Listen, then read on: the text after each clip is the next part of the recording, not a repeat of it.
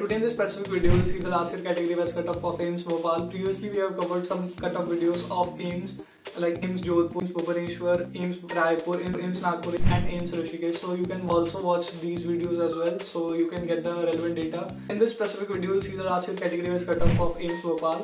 So I'll be abbreviating all the cutoff to you category wise, and this data will also be interpreting on the screen as well. So you can take the screenshot if you want. Let's talk about AIIMS Bhopal. For general category, the last seat was allotted at 685 and the rank was 579. For general PWD category, the last seat was allotted at 555 marks and the rank was 45,424.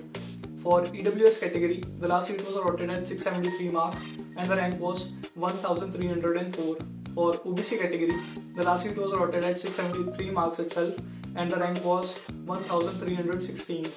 For SC category, the last seat was allotted at 632 marks and the rank was 8,739. For ST category, the last seat was allotted at 603 marks and the rank was 19,468. So this is all the data that I was having, and I hope you found this video informative. If you like the video, found the video informative, do subscribe to the channel and let me know what you want in the next video. So I'll see you in the next video. Until then, stay healthy.